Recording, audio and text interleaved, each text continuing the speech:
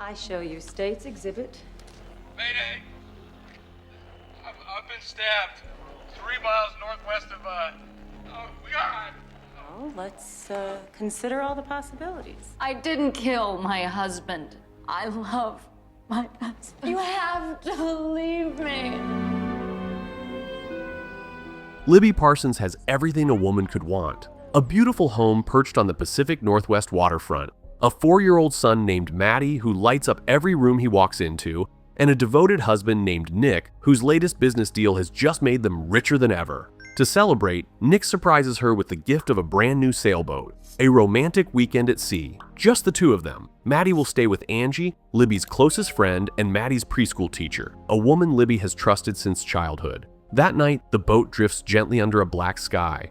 Libby falls asleep curled against her husband, completely at peace. She has no idea this is the last peaceful moment she will ever have. She wakes up alone. The sheets are soaked. Her hands are soaked. Everything is soaked, and it isn't water.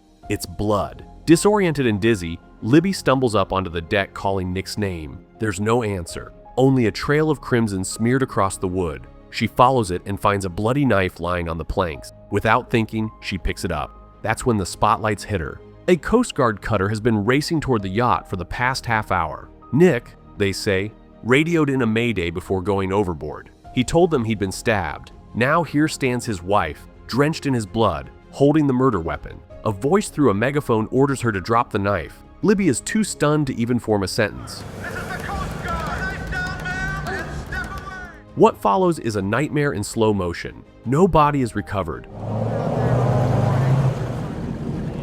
Anything? No. He's a very strong man. Maybe. It's cool. Put your head down. But the blood type matches Nick's perfectly, and prosecutors argue the case practically writes itself. They've determined it was a wrongful death, and you're being formally charged with his murder. I'm sorry, Libby. Not in front of my kid, okay? A wife, a $2 million life insurance policy, a husband missing at sea. Can Angie keep looking after Matty? Good. Okay. Do you think I killed him? What we think doesn't matter. It matters to me. No, of course. I don't think you killed him. They paint Libby as a cold-blooded killer who murdered her own husband for the payout. The jury barely takes an afternoon. Guilty. I didn't kill my husband.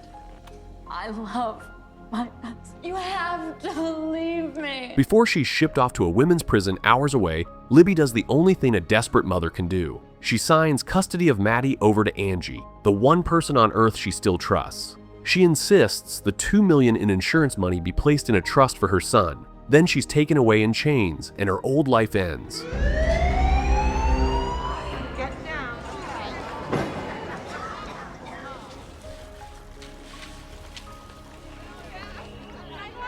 For a while, Angie keeps her promise. She brings Matty to the visiting room. Libby holds her boy through the glass and tells him to be brave, but then the visits stop coming. The letters stop.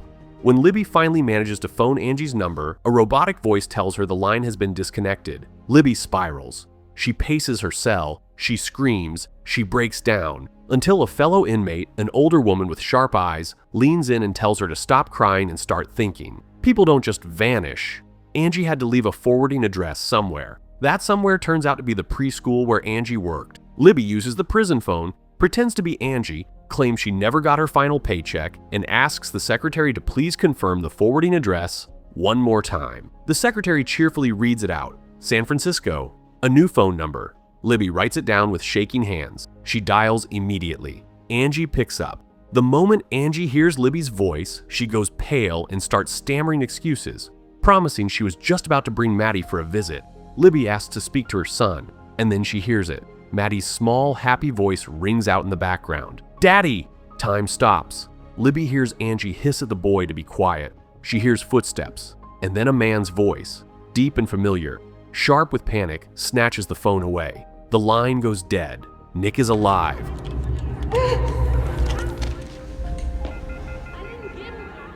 The realization hits Libby like a physical blow. Her husband is alive. He faked his own death. He framed her. He took her son, and he took her best friend. While she rots in a cell, Nick is living somewhere warm with Matty calling another woman's lover Daddy. and $2 million of insurance money funding his brand new life. Libby tries to fight back from inside. She calls her lawyer, the sheriff, the insurance company. She tells them Nick is alive. Nobody believes her. They think prison has finally broken her. The San Francisco number, of course, is no longer in service, and that's when fate sends her one last lifeline. The same older inmate, it turns out, was once a successful attorney before she killed her own abusive husband. She listens to Libby's story, and then she smiles in a way that's almost cruel. There's a clause in the United States Constitution, she explains. It's called double jeopardy. A person cannot be tried twice for the same crime. Libby has already been convicted of murdering Nick Parsons. So legally, technically, the day Libby walks free, she can walk up to her husband, put a bullet between his eyes, and the government can never lay another charge on her for it. And here's your Christmas present. This is the best goddamn advice you're ever gonna get. You ever hear something called double jeopardy, Fifth Amendment to the Constitution? No person may be tried for the same crime twice. That means that when you leave here, you find him, you can kill him. And pull the trigger, and there's nothing anybody can do about it. Keep stern.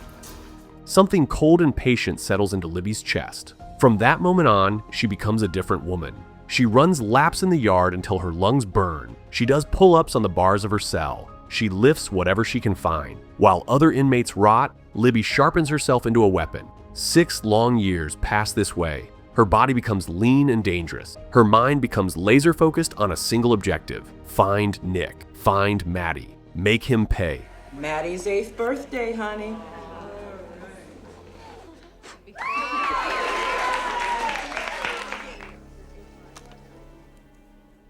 When the parole board finally meets her, Libby gives them exactly what they want to hear. She admits she killed her husband. She weeps. She talks about remorse and rehabilitation and second chances. It's the performance of her life, and it works. She's released to a halfway house where she's to spend the next 3 years under strict supervision. And waiting for her at that halfway house is Travis Lehman. Travis is a broken man pretending to be a hard one. A former law professor whose career and family both fell apart years ago, he now drinks whiskey out of a flask he keeps in his coat pocket and runs the halfway house with the dead-eyed cynicism of someone who has watched too many parolees disappoint him. He lays out the rules for Libby in a bored monotone. Curfew, a job, no criminals, no drugs, no alcohol. One violation and she goes back inside. Travis has no idea who he's just been handed.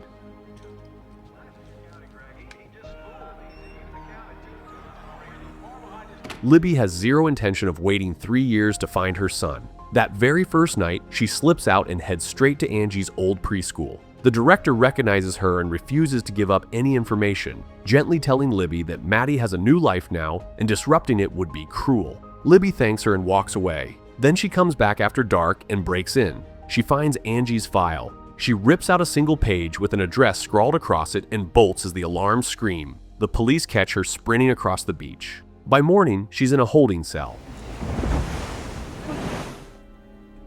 Travis arrives the next day disgusted and exhausted. He doesn't even pretend to hide his contempt as he handcuffs her to the door of his prized vintage car and drives them onto a ferry headed back toward prison. He takes the page with Angie's address and pockets it. Then he goes up to the upper deck for coffee, which he secretly spikes with whiskey from his flask. This is the mistake of his life. Down in the car, Libby notices he left the keys in the ignition. With one hand cuffed to the door handle, she twists, manages to start the engine, and begins reversing and lurching the car forward against a metal post on the ferry deck, trying to smash the door handle off. Travis hears the chaos and comes thundering down the stairs. Libby slams the car into the vehicle in front of her, sending it tumbling off the ferry into the ocean. Then she locks her own door. Travis smashes the window and dives in just as Libby floors it straight off the side of the ferry. The car plunges into the dark water. Alarms blare overhead. Life preservers splash down. Underwater, Travis fumbles desperate, finally unlocking her handcuff. But the second she's free, Libby grabs his pistol from his holster, cracks him across the head with it, and kicks away into the deep. Travis is hauled out by rescuers, bleeding and humiliated. Libby, fueled by 6 years of training, swims all the way to shore. His boss is not pleased. A wounded ego, a stolen sidearm, an escaped parolee. Travis is reprimanded and put on a leash. But Travis, for the first time in years, feels something burning under his skin. This isn't about a job anymore. This is personal. He sets out after her without authorization. Libby hitchhikes to her mother's farm. Her mother, who never doubted her for a second, hugs her tight and quietly hands her a small stash of cash she's been saving for years, just in case. With that money, Libby buys an old green pickup truck and disappears down the highway. Her next stop is a BMW dealership, where she sweetly tells the salesman she's a woman named Angela Green and asks if he can run a credit check using her social security number. The salesman taps away at his keyboard and then frowns. "Ma'am, this says your last name is actually Ryder now and your address is in Evergreen, Colorado." Libby smiles, thanks him, and walks out with the address scribbled in her palm. What about the car? Travis, 3 steps behind, leans on an old contact, a former parolee now working at a government office, and coerces her into running Angie's social security number too. Within hours, he has the same address Libby has. Looking good, Orby. Libby races to Evergreen, Colorado, her heart pounding. She pulls up to the house with the gun in her bag and revenge in her veins. But strangers answer the door. An old woman tending the yard next door wanders over and tells her the whole story. Angie and her family used to live there under different names, sure, but several years back, there was a terrible gas explosion in the kitchen. Angie was killed instantly. Her husband and the little boy moved away. Nobody knows where. Libby stands frozen in the yard. Is there anything Nick won't burn down to protect his secret? She doesn't believe for a second that explosion was an accident. Couldn't remember what kind of car she was driving. Well, it was an old truck. Yeah? Well, what color was it? She goes to the public library and digs through microfiche until she finds the news report, officially ruled accidental. But in the photograph of Angie standing in her kitchen, Libby spots something hanging on the wall behind her, a Kandinsky painting. Nick collected those obsessively. They were his prized possessions, his vanity, his weakness. If he's anywhere in the world, he's still buying Kandinsky. Libby drives to an upscale art gallery, walks in dressed like money, and tells the dealer she's looking to expand her Kandinsky collection. The dealer is delighted. He pulls up his database and tells her one was recently sold by a private collector, a gentleman named Jonathan Devereaux, a very respected hotelier down in New Orleans. Libby's hand tightens on the counter. She's found him. But Travis has found her too. He spots her green pickup outside the gallery, called in by the same elderly neighbor in Colorado. He walks in just as the dealer steps away. Libby, with seconds to spare, grabs the printout with Devereaux's address and slips out the back door. Travis chases her into the parking lot. She rams her truck right through his car, which he'd parked to block her in, and roars off. He gives chase on foot through the streets, but she vanishes. She ditches the truck and books a flight to New Orleans. Travis, putting it all together, races to the airport behind her. New Orleans is suffocating in heat and noise. It's Mardi Gras, the streets are packed, and somewhere in the heart of the chaos lives a man named Jonathan Devereaux, who was once Nick Parsons. Libby walks into the lobby of his lavish hotel and asks for him at the desk. He's not in, the clerk says, but he'll be here tonight for a charity bachelor auction. When Libby gently asks about a little boy named Matty, the receptionist's smile falters and she clams up. Libby checks into a different upscale hotel where she overhears an older woman give her room number at the spa. Libby uses that name and room number to charge a stunning designer gown and accessories to the woman's account at the hotel boutique. By evening, Libby Parsons looks like she owns the city. Travis lands in New Orleans, marches into the local police station, and convinces them to issue a be on the lookout alert. An escaped parolee, armed with a stolen service weapon, hunting a prominent local citizen. She's very pretty for a convicted murderer. The cops aren't thrilled to be chasing a parole violator during Mardi Gras, but they put the bulletin out anyway. That night, the auction is in full swing. Tuxedos, champagne, laughter. And then, from somewhere in the crowd, a woman's voice raises the bid on Jonathan Devereaux. Nick freezes on stage. He knows that voice. He scans the room, but a sea of feathered masks and gowns hides her. Another woman keeps bidding against her. Libby raises her paddle again and again and again until she wins him outright. She walks up to her husband on the stage and quietly calls him by his real name. Hello, Nick. Well, aren't you gonna give me a kiss? Nick goes white. Smiling for the cameras, he pulls her aside. She tells a circle of his glamorous female friends she's his wife and watches them scatter in confusion. Then, alone, he begs her to listen. He claims he was on the verge of bankruptcy, that faking his death was supposed to save her and Matty, that he never imagined she'd actually be convicted. Angie's death, he insists, was a real accident. Libby looks at him with the cold patience of a woman who has rehearsed this moment for 6 years. I will swear on... Just give me Matty. She tells him she will leave him in peace if he gives her back Matty. Nick swears the boy is at boarding school. They agree to meet the next day. Later that evening, Travis comes knocking at Nick's hotel office. Nick puts on a brilliant performance, claiming he has no idea who this deranged woman is. This stalker pretending to be his wife. Travis warns him that she's armed, but as Travis turns to leave, his eyes catch on the Kandinskys hanging on Nick's wall. Something clicks. Okay. He gets on the phone to his Washington office and asks them to fax over driver's license photos for every Nicholas Parsons in the state of Washington. Meanwhile, Libby ducks into a quiet bar to eat. The owner recognizes her from the police bulletin. Instead of turning her in, he warns her cops are on the street outside and hands her a red umbrella to disappear into the rain. She slips into the crowd just as Travis, riding in a patrol car, spots a flash of red. He leaps out, chases her down, and grabs the wrong woman. By the time he realizes his mistake, Libby is gone. She calls Nick from a payphone. "Bring Matty to the cemetery tomorrow," she says.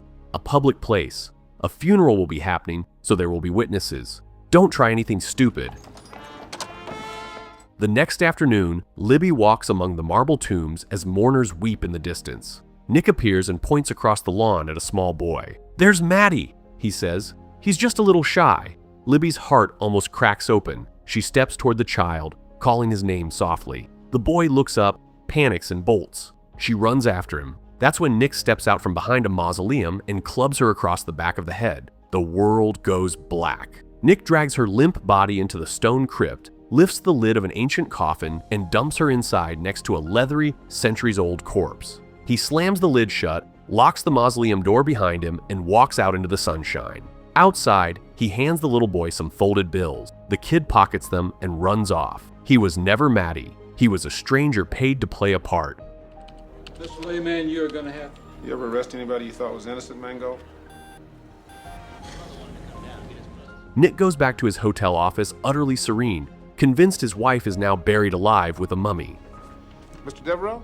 Inside the coffin, Libby wakes up in pitch darkness. Her hand brushes something dry and brittle. A faint light from a stained glass window above flickers across hollow eye sockets. She screams. Nobody hears her. The funeral is over. The graveyard is empty. Then she remembers. Nick never searched her. Travis's pistol is still tucked into her waistband. She wrestles it free in the cramped dark and aims it at the hinges of the coffin lid. 2 deafening shots in that confined space, and the lid sags. She heaves it open with the last of her strength and stumbles out into the gloom of the mausoleum. The door is locked. She hurls a heavy vase of dead flowers through the stained glass window and climbs out into the daylight, scraped and shaky.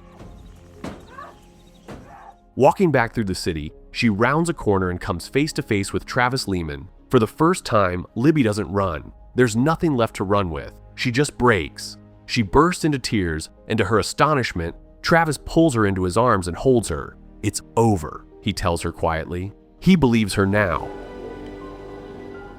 The faxes from Washington had come through. There are 6 Nicholas Parsons registered in the state, and the third one looks exactly like the man calling himself Jonathan Devereaux. The Kandinskys sealed it. Nick is alive, and he is everything Libby always said he was. Travis pays Nick one last visit. Alone, he lays out the photographs on Nick's desk.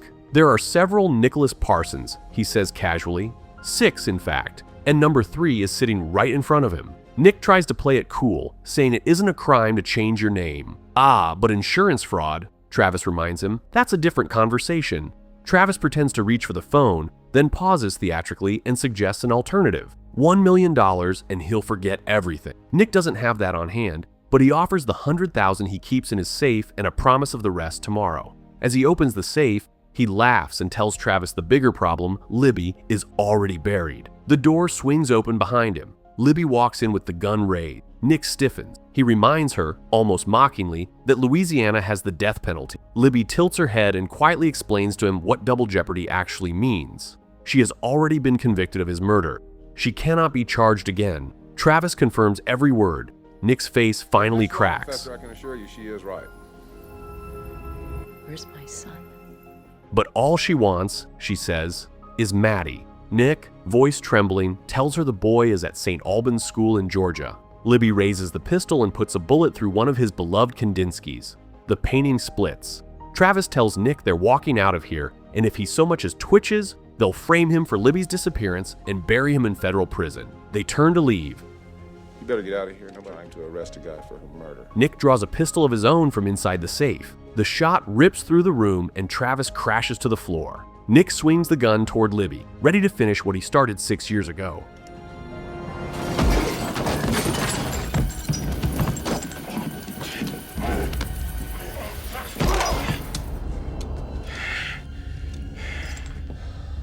Libby fires first, one clean shot.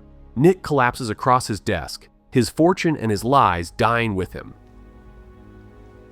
When the police arrive, an officer looks around the bloody office and tells Libby that as Nick's legal wife, she has just inherited herself a hotel. Libby doesn't even glance at it. She doesn't want a single thing he ever touched. Travis, bleeding but alive, stops her at the door. She's still officially a fugitive, he reminds her.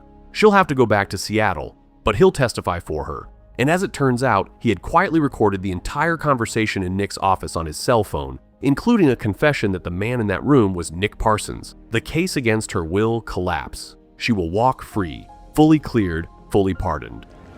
And a little pink poodle.